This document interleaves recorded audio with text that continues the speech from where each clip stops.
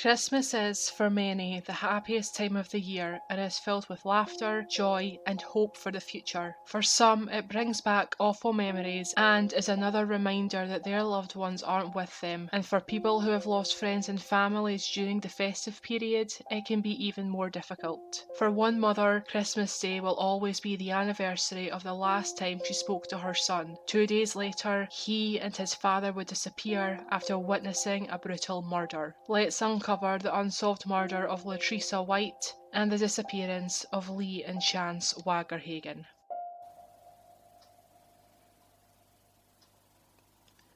Hello and welcome to the 38th episode of Uncover True Crime Podcast. My name is Stephanie and each week we uncover a different unsolved true crime case, ranging from missing persons, unsolved murders, Jane and John Does, and suspicious deaths. You can listen to the podcast on Spotify, Apple Podcasts, Stitcher, and other podcast streaming apps, as well as on YouTube by searching Uncover True Crime. You can follow the podcast on Twitter at uncover_pod, on Instagram at Uncover True Crime Pod, or you can join the Uncover True Crime discussion group on Facebook. But without any further ado, let's uncover the unsolved murder of Latricia White and the disappearance of Lee and Chance Wackerhagen. Chance Wackerhagen was born on the 2nd of September 1984 to Lee Wackerhagen and Gail Williams. He grew up in Kingsville, Texas and lived with his mother following his parents' divorce. Although Gail said that Lee was often verbally aggressive towards her and she was scared of him, she knew that he was a good father, so to avoid any arguments, Lee would pick up his son from Gail's sister's house when it was his turn to see Chance. And I didn't find anything during my research that would indicate that these exchanges went anything other than smoothly. A few months after the divorce, Lee got into a relationship with Latricia White, a nurse who was also divorced with 2 young children. Christmas of 1993, Gail and Lee agreed that Chance would spend Christmas with Lee and Latricia, and Gail dropped him off with her sister on the 17th. On Christmas Day, Chance called her and like any other 9-year-old, he was excited after opening all of his presents, and as he was having such a good time, he asked if he could stay with Lee and Latricia for a few extra days. Gail agreed, happy that her son was having such a good time, and told Chance to call her back to arrange a day for her to pick him up. Sadly, his call never came, and the next call she would receive regarding her son was from the police.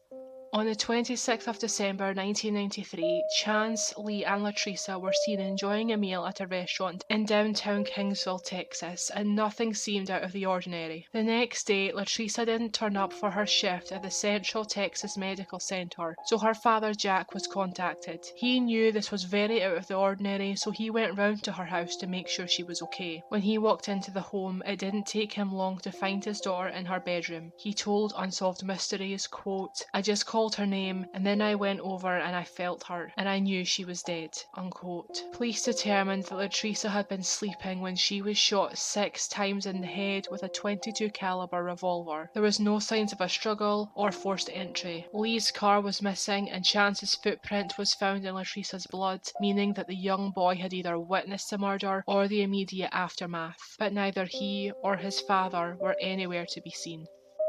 3 days after Latricia's body was found, Lee's 1986 Ford pickup truck was located in a field in Austin, Texas, around 30 miles away from the crime scene. Lee's hunting rifle was found inside, and police were able to determine that that was not the gun used to kill Latricia. Also found within the vehicle was Lee's checkbook and wallet, a toolbox, a spare tire, and some Christmas presents. Some of the gifts were wrapped, some had already been opened, but there was blood on them. Police initially assumed that the blood was Latricia's, but they soon determined it did not match her blood type. Further analysis of the blood showed that the amount did not indicate a serious or fatal injury, and it had come from 2 people who were probably related, so I think it's fair to say that it probably belongs to Chance and Lee. According to the Lost and Found blog, police thought they'd found a lead when they thought thought that a call had been made from the phone installed within the truck shortly before it was found, but this turned out to be an error and the call had actually been made 1 year prior. However, 4 months after Lee and Chance were last seen, Gail's father Jack received a call at his home. All he heard the caller say was, quote unquote, "help me," before the call ended.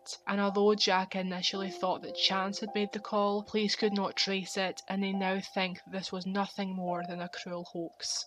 Police's initial theory in the case was that Lee killed Latricia and kidnapped Chance, and this was the way they worked the case for years. Just 3 days after Latricia's murder, the FBI issued a warrant for his arrest on 1 count of murder, interference with custody, and lawful flight to avoid prosecution. While Gail admitted she was scared of Lee, she has always maintained that he was never physically violent and that he would never hurt their son. But police were not convinced, especially after a witness came forward and told them about an argument they had witnessed a short time before the murder took place. The witness claimed to have seen Latricia and Lee having a huge argument about Chance just days before Christmas, and Lee threatened to move out.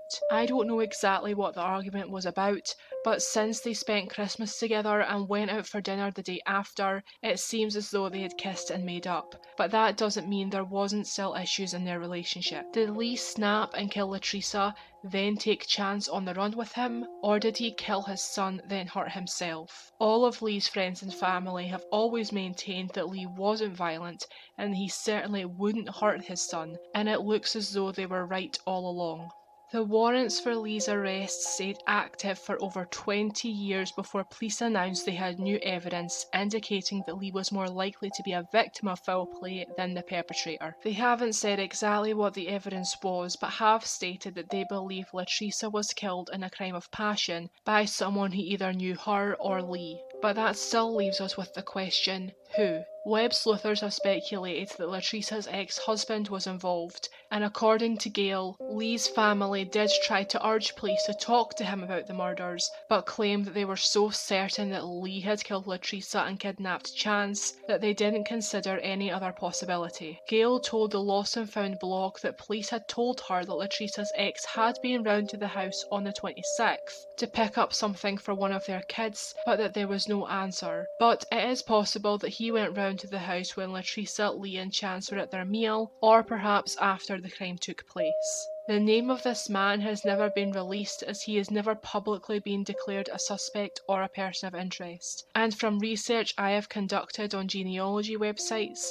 I believe that Latricia was actually married twice before, so I don't know whether Gail is referring to her first or second husband. As with all theories we discuss on this podcast, they are all pure speculation, but I can't help but wonder if this case would have been solved by now if they had been able to rule Lee out as a suspect right at the beginning. Gail is understandably angry that police didn't look into all possible suspects, and has written a letter to the man she believes killed Latricia, Lee, and her son. Quote, "I am the mother of Chance Wackerhagen. I am writing to you in hopes that you will find it in your heart to let me know where my son's body is. Years ago, I was told you killed my son. For many years, all I wanted was for you to pay and to know the pain I was feeling. I then realised nothing is going to bring Chance back to me. The only thing I can hope for now is closure. Finding his body and bringing him home is the only thing that will give me closure. I know you're a father and should realise how I feel. Chance's body needs to come home to me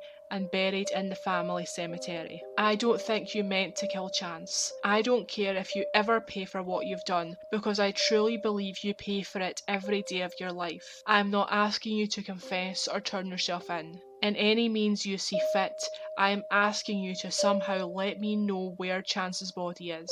From one parent to another, I hope you can understand how I feel. I know your son is very important to you, so you should understand what I am asking of you. Please find it in your heart to do this for me. I do not believe you really meant to hurt anyone. Things got out of control, and all you wanted was to protect your son. God bless you in making your decision. Sincerely, Gail." Unquote. Whoever did this brutally killed Latricia and probably also killed Lee and Chance, who both likely witnessed the murder. And this person probably thought that they had gotten away with it when police issued a warrant for Lee's arrest. Here's hoping that one day Gail will be able to bury her son, the Wackerhagen family will receive some closure, and the killer will be brought to justice. Police have now listed Lee Wackerhagen as a missing person instead of a fugitive, and there is no longer a warrant out for his arrest. Gail has hired a private detective to try to find her son, has appeared on the Maury Povich show, and even reached out to Oprah Winfrey to try to spread awareness and elicit tips in the case. And I really hope that police have leads in this case that they have just not shared yet. Please share this case on your social media so we can get justice for Latricia and bring Lee and Chance home. I'm now going to give you a description of Lee and Chance Wackerhagen. Lee was 40 years old when he was last seen on the 26th of December 1993 and would be 67 if alive today. He is a white male, and at the time of his disappearance he was between 6 foot to 6 foot 4 inches tall and weighed around 235 pounds. He had blue eyes, and while his hair is listed as being blonde, it is commonly reported that much of his hair was in fact grey. He had a moustache at the time and also wore glasses. He had scars on both of his arms and his right leg. His nickname was Dub, and he may use the alias Doug Walker. Chance was 9 years old when he disappeared the same day as his father. He is also a white male, and if alive today, he would be 36 years old. If you're watching this on YouTube, on your screen right now is an age progression of what he may have looked like aged 28. When he was last seen, he had blonde hair, greeny blue eyes, was 4 foot 8 inches tall, and weighed 75 pounds. He had a small dimple on his right cheek, and like his father, he may use the last name Walker. If you have any information on Latricia's murder or Lee and Chance's disappearance or current whereabouts, please contact the Texas DPS Criminal Investigation Services on 210-531-4375. Ask for Agent Angie Kerr and cite the case number 9318851. All photos and sources related to today's case can be found on our website, uncovertruecrimepodcast.co.uk. That's all I have for you today. Thank you for listening till the very end. Please stay safe and have a good night.